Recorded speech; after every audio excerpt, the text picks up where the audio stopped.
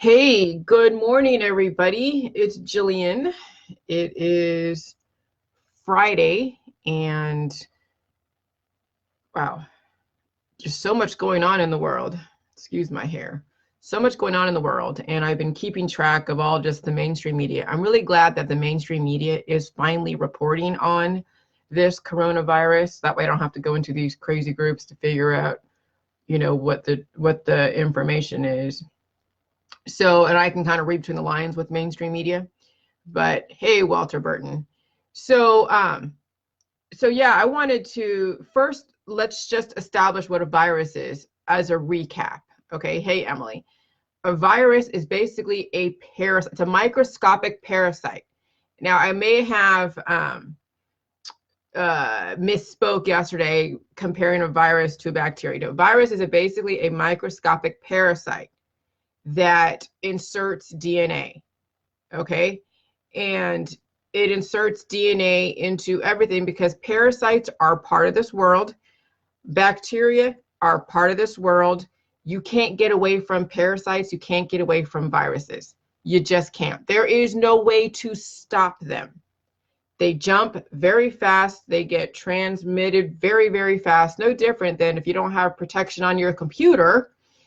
If you go into the internet and you go into unstable websites, you could pick up a virus in any of the web pages out there that don't have their own protection, their own stuff. Okay. So it's like there's no getting away from it. So you have to look at, well, how do viruses thrive? They don't reproduce. What they do is they need a host. They need a host. Every parasite out there needs a host. You guys have friends that are living for free in your house. They're not paying any rent. They're not doing anything. That's parasitic. You have people just making you do all the work at work, and they're just sitting back pretending to look like they're busy, and you're picking up most of the slack. That's parasitic. Okay? There's good parasites and there's bad parasites. You can make a parasite work for you to your benefit, or you can make a parasite could actually work against you. See, you are the ultimate one to know how to manipulate the parasite to do either good for you or bad for you. And that's based upon what you allow and what you don't allow. Okay? So this is really, really interesting. So how I want to liken this whole thing with the exponential infection rates is that, let's pretend. Now, viruses, when you think about it, there is no deadly virus. There is no real deadly virus in jelly juice. All it is bacteria. When the bacteria, because it has a salt, it has the micro and macronutrition, so it has the hormones, okay, and it has the water and the minerals and all of that. But when you take in the jelly juice and you take in the bacteria, which is the lactobacillus, that bacteria that goes into your belly that helps enhance your body, that can be invaded for good or it can be invaded for bad. And that's based upon your body, how strong your immune system is, how strong everything is.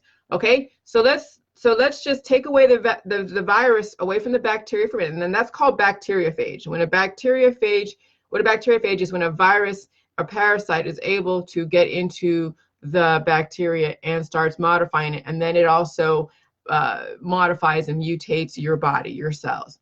Okay, so when you're growing the jelly juice or when you're fermenting the jelly juice, you see how many bacteria, how many lactobacillus. They're called colony forming units. Okay, so when you think about in between 65 and 72 degrees when you're fermenting jelly juice, how many colony forming units did the food lab count? They counted 13 million colony forming units in my juice. Okay, and so when when you have it captured in a jar, okay, that's like, it's controlled. When you drink it, now it's mixing in with your biochemistry, and it's going to strengthen your body and have the viruses in your body work to your benefit, not against you, but you still have to heal. So imagine there is this type of virus in a biolab that was released unbeknownst to people. It has certain symptoms that look like the flu. People don't recognize because they're not going to test for it until somebody starts seeing some major anomalous things going on, like a bunch of people coming in for pneumonia. And then like that doctor, that whistleblower who has now died, he says, okay, I see so much of the population, this is really anomalous, and he reports it to whoever, and then he gets reprimanded. Well, imagine how many people have come into contact with that virus.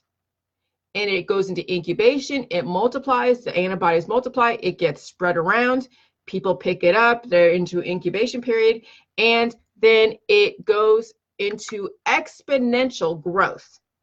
And it becomes stronger, and it mutates, becomes stronger. I'm blowing my nose. Here we go.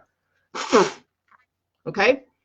So if you can grow your own bacteria in a lab that could potentially be invaded by a virus outside of, if you grow a bacteria in, not a lab, but in a lab or in a jar, and then when you drink the Jilly juice, now it's every man for himself, because you release the bacteria, but it's good bacteria. The lactobacillus is good bacteria.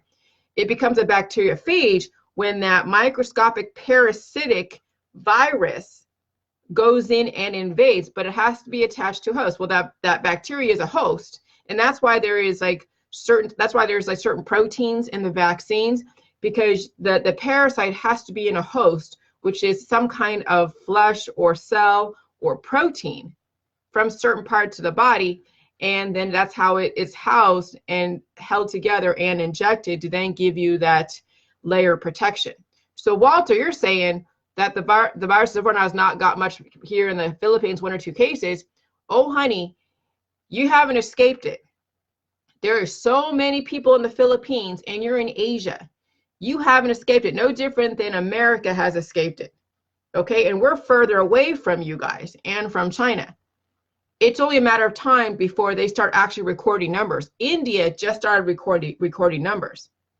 You have to assume it's there already, and just people aren't testing for it because people have predispositions. They have asthma, they have bronchitis, they have all these different flu-like types of predispositions coming up because of the flu season. So people are going to assume that when a person dies, it's because it was their time, God took them, they were already pretty bad off, it's in their family history. I mean, people will have justifications and excuses of why it is their friends and family died, not thinking that it could be the coronavirus that triggered it. Because remember, people die from heart attacks and strokes. It's not like it came out of a vacuum. There is a trigger event. Well, they'd be like, well, it's in their predispositions, it's in their family history. But there's something in the environment, whether it's a food you ate that tipped the balance or a virus in the environment that caused then the rapid antibody accumulation to then trigger that aneurysm, that stroke, that bronchitis, that pneumonia, okay, the heart attack. And so unless you actually go and test to see if there is an actual anomalous virus that has been mainstreamed now, the coronavirus, the novel coronavirus, unless you test for that, you're not going to know what triggered any of your predispositions. So you can't say you're safe out there, okay? You have to do the J juice, which hopefully you're doing, Walter Burton. You can't think that this is not going to reach you. It's reached the world. It's just a matter of getting the confirmation. So it's not so much speculation, because they don't want chaos. They don't want mass hysteria. They don't want all of that. Okay? So you now have to then strengthen your body to be able to, when you do encounter a flu virus, a coronavirus, whatever virus that's in the environment, you have the ability to let it out of your body. It's like when someone is in boating and they have a bilge pump, when you take on too much water, the boat will sink, or you have a good bilge pump that will pump out the water so you can still stay afloat and still fish. Well, imagine if your bilge pump completely breaks down. Okay, now you're taking on all this water. So when your bilge pump or when your filtration system breaks down and you're taking on all this virus data, parasites, which is not a bad thing, then overwhelms the system. it's like too much information. Have you ever had your phone freeze because it's just too much stuff going on? That's what happens when you take on too much data that your body isn't processing correctly and releasing correctly. And so that's why you really have to understand how to be able to release the excess and know that your body has the intelligence to keep what it needs and release. But if you're not releasing, hey, thanks, Jackery. If you're not releasing correctly, then you're going to be taking on water and your bilge pump is not working correctly. And then eventually you're going to sink. I mean, that's the best analogy I could think of because my husband's in boating and he's always worried about the bilge pump and this and that, You know, I pay attention kind of like, you know, sideline because I'm not like all into boats like he is, but I do kind of understand the concepts. Okay. And so these viruses, and it's not even virus, the bacteria that is multiplying. Bacteria multiply 24/7. That is what holds, that is the host to the virus. Viruses cannot stand alone. It needs a host. Every single animal, and this is where evolution and de-evolution. Okay, when you think about the Rh factor, which is the rhesus monkey gene, when you test positive, when you're an Rh positive, it means you're positive for the rhesus monkey gene, which means you have some kind of animal DNA that is an antibody that you tested positive for. And yes, it's affecting your body, mind, and spirit. It's affecting everything.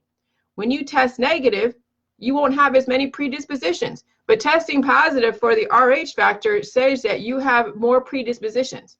Okay?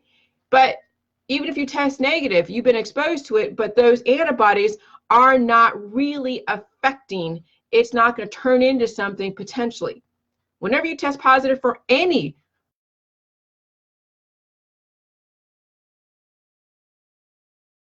control and overwhelm the system is far greater than someone who tests negative.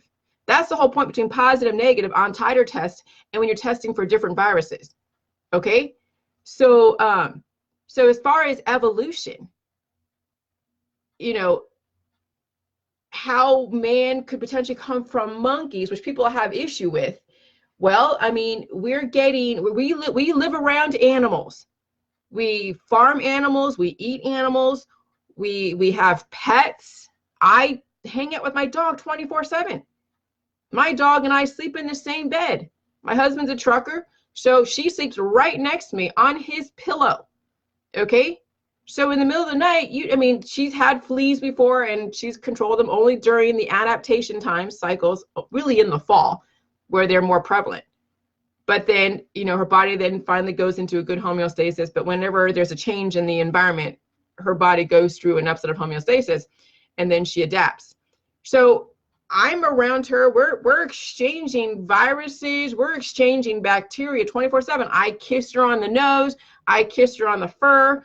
I hug her. I don't live in a bubble around her. Her and I hang out together. We're like, you know, Mutt and Jeff type of thing. Okay. So we're always going to be exposed to animal viruses. Animal viruses jump to humans 24/7. Simply not eating meat it's not going to stop you from getting access or getting exposed to animal viruses. They're in the environment. So every single bacteria and virus out there is the potential to enhance an animal, a human, a plant, or completely degrade it. Well, what is that contingent upon? It's contingent upon the state of the entity. If that entity is so weak and it takes on new data, it's going to basically sink because it won't know how to process that data. No different than when you take on too much water in a boat. The bilge pump totally broke down. It'll destroy the boat. It'll sink it. But if the plant and the animal and the human is strong enough, just like when I give my information out to those that get it and they're strong enough, they're not freaking bullying me and picking at me and calling me a jackass. They're